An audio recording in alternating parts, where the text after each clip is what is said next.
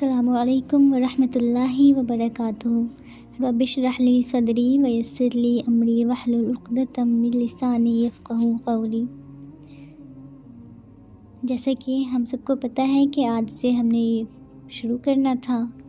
اس کہانی کا نام ہے رب سے جڑنے کا سفر۔ ہر اس روح کے نام جو رب سے جڑ جانا چاہتی ہے، جو اپنے خالق کے قرب کی خواہش کو اپنے اندر دبائے اس دنیا کے جال میں پھنس کر بے چین رہتی ہے۔ یہ کہانی بھی ہماری طرح ایک عام سی لڑکی کی ہے جو گناہوں میں ملوث رہتی ہے، جو دین سے دور رہتی ہے، لیکن وہ اپنی رب کو پا لیتی ہے۔ وہ رب کو پیاری ہونے سے پہلے ہی رب کو پیاری ہو جاتی ہے۔ وہ اپنے مالک کے حقیقی کو پہچان لیتی ہے۔ تو چلیں ہم اسے شروع کرتے ہیں۔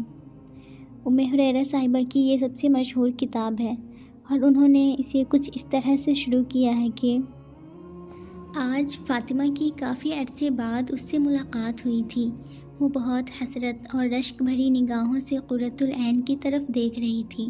قرۃ العین ایک معمولی صورت کی لڑکی تھی، مگر کوئی خاص کشش تھی اس کے چہرے پر، اس کی آنکھوں کے گرد بنے حلقوں میں، جو اسے باقیوں سے ممتاز کرتی تھی۔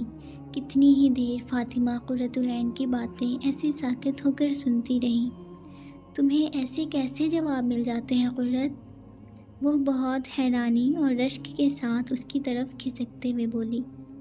فاطمہ، جب انسان اللہ کی طرف دل میں ہدایت کی طرف لے کر جاتا ہے نا، اس کی کتاب کو تھام لیتا ہے، اس کی ایک ایک بات پر سچا یقین کر کے اطاعت کرتا جاتا ہے، پھر اس کی زندگی میں ایسے معجزات روز رونما ہوتے ہیں۔ پھر وہ عرش پر مستوی رب اپنی آیات کے ذریعے اپنے بندے کو تسلیاں دیتا ہے، سکھاتا ہے، سمجھاتا ہے، سنبھالتا ہے۔ قرۃ العین محبت بھرے لہجے میں اسے بتا رہی تھی کہ آنکھوں میں نمی سی تیرنے لگی۔ فاطمہ کے رونگٹے کھڑے ہو رہے تھے اس کی باتوں کو سن کر۔ اس کے جسم میں ایک لہر سی دوڑ گئی۔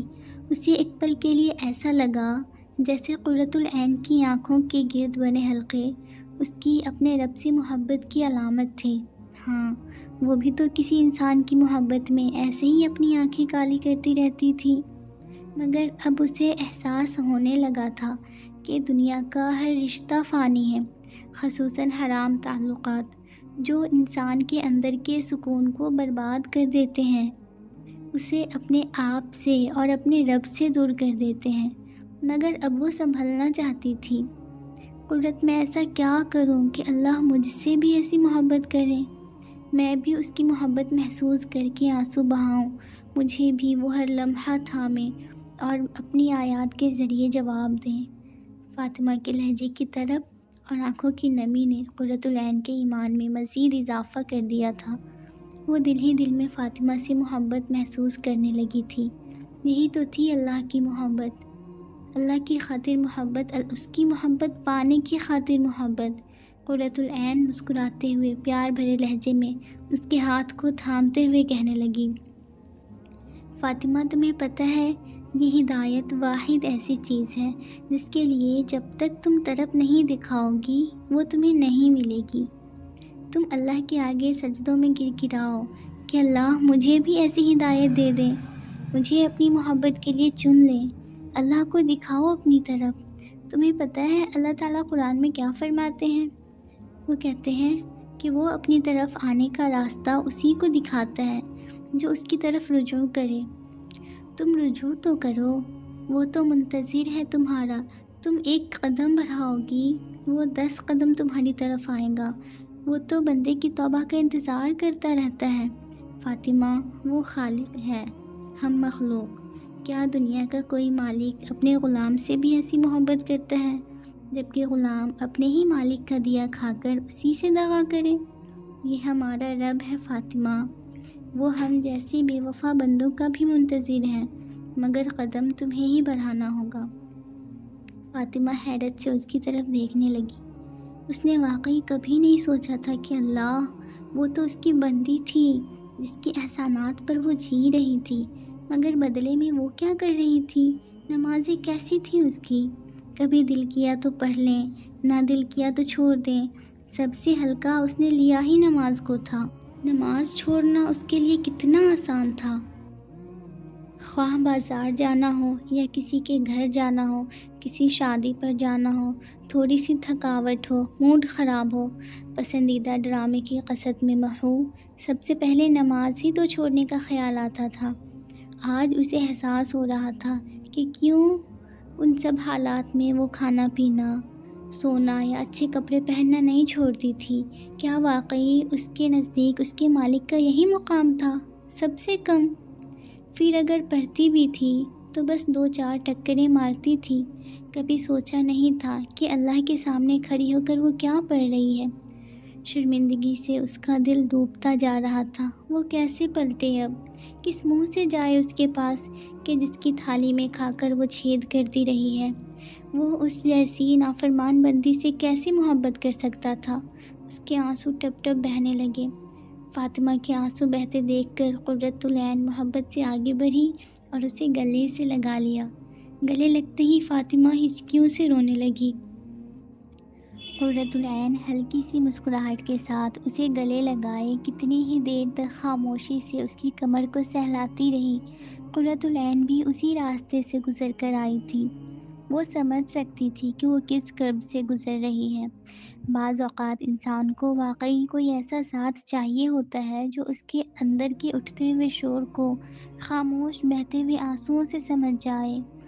ایسا ساتھ جسے میسر ہو وہ بہت خوش قسمت انسان ہے۔ قرۃ العین جانتی تھی کہ فاطمہ کو وقت چاہیے، اس لیے وہ خاموش رہی، یہاں تک کہ فاطمہ نے روتے ہوئے پوچھا، قرۃ کیا اللہ مجھے معاف کر دیں گے؟ میں نے اتنے بڑے گناہ کیے ہیں۔ میں نے اپنی ساری زندگی ان کی نافرمانی میں گزار دی ہے۔ مجھے اپنا کوئی ایسا نیکی کا کام یاد نہیں جس کی قبولیت کا مجھے یقین ہو۔ وہ کیسے معاف کریں گے مجھے؟ فاطمہ کے لہجے کی ندامت دیکھ کر قرۃ نے اسے خود سے جدا کیا۔ اس کا روتا ہوا چہرہ اپنے دونوں ہاتھوں میں تھامتے ہوئے کہنے لگی، اللہ معاف کریں گے چندا، وہ بہت غفور الرحیم ہے۔ انسان جب اپنے دل میں سچی ندامت لے کر اس کے حضور توبہ کرتا ہے نا، اپنے گناہوں کا اعتراف کر کے اس سے معافی مانگتا ہے، اس گناہ والی زندگی کو چھوڑ دیتا ہے، تو اللہ خود آگے بڑھ کر اس کو تھام لیتے ہیں۔ مگر قرۃ میرے گناہ کوئی چھوٹے گناہ تو نہیں ہے نا؟ فاطمہ اس بات کی مزید یقین دہانی چاہتی تھی کہ کیا اللہ واقعی اسے معاف کر دیں گے۔ اچھا رکو، میں تمہیں کچھ دکھاتی ہوں۔ قرۃ جانتی تھی کہ فاطمہ کو کیسے یقین دلایا جا سکتا ہے۔ وہ اٹھ کر اپنی الماری کی طرف گئی اور اس میں سے قرآن پاک نکالنے لگی۔ وہ سفید رنگ والا نفیس سا خوبصورت جلد والا قرآن تھا، جس کو دیکھ کر ہی محسوس ہو رہا تھا کہ اس کی بہت محبت سے حفاظت کی گئی ہے۔ فاطمہ ٹکٹکی باندھے قرآن کو دیکھے جا رہی تھی۔ وہ یاد کرنے کی ایک ناکام کوشش کرنے لگی کہ اس نے آخری بار قرآن کب پڑھا تھا۔ فاطمہ تم مجھ سے پوچھ رہی تھی نا کہ کیسے مجھے یہ کتاب میرے سوالوں کے جواب دیتی ہے؟ یہ دیکھو۔ قرۃ نے قرآن کھولا اور فاطمہ کے سامنے کر دیا۔ لو تمہارے سوال کا پہلا جواب۔ قرۃ میرا وضو نہیں ہے، فاطمہ نے شرمندگی سے کہا۔ کوئی بات نہیں چندا، تم ایسے ہی دیکھ لو، میں نے پکڑا ہوا ہے، قرۃ نے مسکراتے ہوئے نرمی سے کہا۔ فاطمہ نے بہت سے دیندار لوگ دیکھے تھے، وہ ہمیشہ ان کے بارے میں ایک بدگمانی کا شکار رہی تھی کہ یہ لوگ خود کو ہی بس بڑا نیک سمجھتے ہیں، مگر آج اسے احساس ہو رہا تھا کہ اس کا یہ گمان درست نہیں تھا۔